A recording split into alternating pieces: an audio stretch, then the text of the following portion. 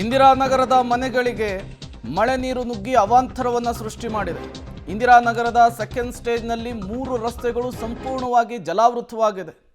ಸದ್ಯಕ್ಕೆ ಪರಿಸ್ಥಿತಿ ಹೇಗಿದೆ ಇಂದಿರಾನಗರದಲ್ಲಿ ಅನ್ನೋದನ್ನು ಗಮನಿಸ್ತಾ ಇದ್ದೀರಿ. ಇಡೀ ಏರಿಯಾವೇ ಈಗ ನೀರಿನಿಂದ ಆವೃತ್ತಿಯಾಗಿರುವಂಥದ್ದು. ಮನೆಗಳು ನಡುಗಡ್ಡೆಯಂತಹ ಕಾಣಿಸುವಂತಹ ಪರಿಸ್ಥಿತಿ ನಿರ್ಮಾಣವಾಗಿದೆ. ನೀವು ಕೂಡ ಗಮನಿಸ್ತಾ ಇದ್ದೀರಿ ಇಂದಿರಾನಗರದಲ್ಲಿ ಯಾವ ರೀತಿಯ ಪರಿಸ್ಥಿತಿ ನಿರ್ಮಾಣವಾಗಿದೆ ಅಂತ ಹೇಳಿ. ನೋಡಿ, ಬ್ರ್ಯಾಂಡ್ ಬೆಂಗಳೂರಿನ ಚಿತ್ರಣವನ್ನು ನೀವು ಸ್ಕ್ರೀನ್ ಮೇಲೆ ಗಮನಿಸ್ತಾ ಇದ್ದೀರಿ. ಜನ ಹೆಂಗೆ ಜೀವನ ನಡೆಸಬೇಕು ಇಂತಹ ಪರಿಸ್ಥಿತಿಯಲ್ಲಿ ಅಂಥೇಳಿ. 103.9 ಮಿಲಿಮೀಟರ್ ಮಳೆ ಒಂದೇ ದಿವಸ ಆಗಿದೆ. ರಾತ್ರಿ ಕಳೆದು ಬೆಳಗಾಗೋದ್ರೊಳಗೆ ಮನೆಗಳ ಒಳಗೆ ನೀರು ನುಗ್ಗಿದೆ. ರಸ್ತೆ ಯಾವುದು, ಮನೆ ಯಾವುದು ಗೊತ್ತಾಗದೇ ಇರುವಂತಹ ನಿಟ್ಟಿನಲ್ಲಿ ನೀರು ನಿಂತಿದೆ. ಇದೇ ವಿಚಾರಕ್ಕೆ ಸಂಬಂಧಪಟ್ಟಂತೆ ಡೀಟೇಲ್ಸ್ ಕೊಡೋದಕ್ಕೆ ರಾಘು ನೇರ ಸಂಪರ್ಕದಲ್ಲಿ ಜಾಯ್ನ್ ಆಗಿದ್ದಾರೆ. ರಾಘು, ಒಂದೇ ಒಂದು ಮಳೆ ಬೆಂಗಳೂರಿನ ಬಹುತೇಕ ಕಡೆಗಳಲ್ಲಿ ಪ್ರವಾಹದ ಪರಿಸ್ಥಿತಿಯನ್ನು ಸೃಷ್ಟಿ ಮಾಡಿದೆ. ನೀವೀಗ ಇಂದಿರಾನಗರದಲ್ಲಿದ್ದೀರಿ, ಅಲ್ಲಿ ಪರಿಸ್ಥಿತಿ ಹೇಗಿದೆ, ಜನ ಏನು ಹೇಳ್ತಿದ್ದಾರೆ ಅಂತ ಹೇಳಿ. ಪ್ರೇಮ್, ಗಮನಿಸ್ತಾ ಇರ್ಬೋದು, ನಾನು ಇಂದಿರಾನಗರದಲ್ಲಿ ಇದ್ದೇನೆ. ಕಂಪ್ಲೀಟ್ ಆಗಿ ಇಂದಿರಾನಗರದ ಸೆಕೆಂಡ್ ಸ್ಟೇಜ್ನಲ್ಲಿರುವಂತಹ 3-4 ರಸ್ತೆಗಳೇನಿವೆ, ರೆಸಿಡೆನ್ಷಿಯಲ್ ಏರಿಯಾ ಕಂಪ್ಲೀಟ್ ಆಗಿ ಜಲಾವೃತ ಆಗಿದೆ. 15-20ಕ್ಕೂ ಹೆಚ್ಚು ಮನೆಗಳಿಗೆ ಈಗಾಗಲೇ ನೀರು ನುಗ್ಗಿರುವಂಥದ್ದು. ವಾಹನಗಳೆಲ್ಲವೂ ಕೂಡ ಮುಳುಗಡೆಯಾಗಿ ನಿಂತಿದೆ. ಇಷ್ಟಾದರೂ ಕೂಡ ಇನ್ನೂ ಕೂಡ ಯಾರು ನೀರನ್ನು ತೆಗೆಯುವಂಥ ನಿಟ್ಟಿನಲ್ಲಿ ಇನ್ನೂ ಕೂಡ ಬಂದಿಲ್ಲ. BBMP ಅಧಿಕಾರಿಗಳಾಗಿರ್ಬೋದು ಅಥವಾ ಸಂಬಂಧಪಟ್ಟಂಥ ಇಲಾಖೆ ಅಧಿಕಾರಿಗಳು ಯಾರೂ ಕೂಡ ಅಟ್ಲೀಸ್ಟ್ ನೀರನ್ನು ಆಚೆ ಹಾಕುವಂಥದ್ದು ಅಥವಾ ಇಲ್ಲಿರೋರಿಗೆ ಏನು ಬೇಕು ಅನ್ನುವಂಥ ಕೇಳುವಂತಹ ಕನಿಷ್ಠ ಸೌಜನ್ಯವನ್ನು ತೋರಿಸಿಲ್ಲ.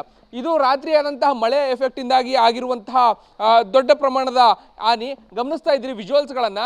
ಸ್ಕೂಲ್ಗಳಿದೆ, ಅಕ್ಕಪಕ್ಕದ ಮನೆಗಳಿದೆ, ಎಲ್ಲದಕ್ಕೂ ಕೂಡ ಕಂಪ್ಲೀಟ್ ಆಗಿ ನೀರು ನುಗ್ಗಿರುವಂಥ ಪರಿಣಾಮವಾಗಿ ಮನೆಯಿಂದ ಆಚೆ ಬರೋದಕ್ಕೆ ಆಗದೇ ಇರುವಂಥ ಪರಿಸ್ಥಿತಿ ನಿವಾಸಿಗಳಿಗೆ ಎದುರಾಗಿದೆ. ರಾತ್ರಿ ಬಂತು, ಮಳೆ ಬರ್ತಾ ಇದ್ದಾಗೇನೆ ಜನ ಮನೆ ಒಳಗಡೆ ನೀರು ಬರ್ತಾ ಇದ್ದಂಗೆ ಬೇರೆ ಕಡೆಗೆ ಹೋಗಿ ಶಿಫ್ಟ್ ಆಗುವಂಥ ಕೆಲಸ ಅನೇಕರು ಮಾಡಿದ್ದಾರೆ. ಬಟ್ ಅಷ್ಟಿದ್ರೂ ಕೂಡ ನೀರನ್ನು ತಡೆಯೋದಕ್ಕೆ ಆಗಿಲ್ಲ. ಡ್ರೈನೇಜ್ ವ್ಯವಸ್ಥೆಗಳು ಸರಿ ಇಲ್ಲದೆ ಇದ್ದಂಥ ಕಾರಣಕ್ಕಾಗಿ ಈ ರೀತಿಯಾಗಿದೆ ಅಂತೇಳಿ ಇಲ್ಲಿನ ಸ್ಥಳೀಯರು ಹೇಳ್ತಾ ಇದ್ರು. ನನ್ನೊಟ್ಟಿಗೆ ಇಲ್ಲಿನ ಸ್ಥಳೀಯರಿದ್ದಾರೆ, ನಾನು ಮಾತನಾಡಿಸ್ತೇನೆ. ಸರ್, ಎಷ್ಟೊತ್ತಲ್ಲಿ ಆಗಿದ್ದಂಥದ್ದು, ಏನೇನು ಆಗಿದೆ? ಸರ್, ಪ್ರತಿ ಬಾರಿ ಮಳೆ ಬಂದಾಗ ಇದು ಹಂಗೆ ಆಗುತ್ತೆ. ನಾವು ಆಲ್ರೆಡಿ MLAಗೂ ಹೇಳಿದೆ. MLA ಆಯಿತು ಮಾಡಿಸ್ತೀವಿ ಅಂತ ಹೇಳ್ತಾರೆ, ಅವರು ಅಧಿಕಾರಿಗಳನ್ನ ಕಳಿಸ್ತಾರೆ. ಅಧಿಕಾರಿಗಳು ಬಂದು ನೋಡ್ಕೊಂಡು ಇರ್ತಾರೆ. ಲಾಸ್ಟ್ 2 ಇಯರ್ಸಿಂದ ಹಾಗೆ ಇದೆ. ಯಾಕೆ ಇವರು ಡ್ರೈನೇಜ್ ಕೇಳಿದ್ರೆ ಅದು ಪ್ರಾಬ್ಲಮ್ಮು, ಈ ಪ್ರಾಬ್ಲಮ್ ಅಂತಾರೆ. ಬಟ್ ಎಲ್ಲ ಡಿಪಾರ್ಟ್ಮೆಂಟವರು ಸೇರಿದ್ದು ಕೆಲಸ ಮಾಡಬೇಕು. ಆದರೆ ಜನ ಅನುಭವಿಸ್ತಿದ್ದಾರೆ. ಈಗ ನೋಡಿ, ಇದು ಸಂಪಲ್ಲಿ ಹೋಗಿ ನೀರು ಇದೆಲ್ಲ ಗಲೀಜು ಸೇರಿಕೊಂಡಿದೆ. ಕುಡಿಯೋಕ್ಕೆ ನೀರಿಲ್ಲ, ಮತ್ತು ವಾಸ ಮಾಡೋಕ್ಕೆ ಸರಿಯಾಗಿ ಗ್ರೌಂಡ್ ಫ್ಲೋರಲ್ಲಿ ವಾಸ ಮಾಡೋಕ್ಕಾಗ್ತಾ ಇಲ್ಲ.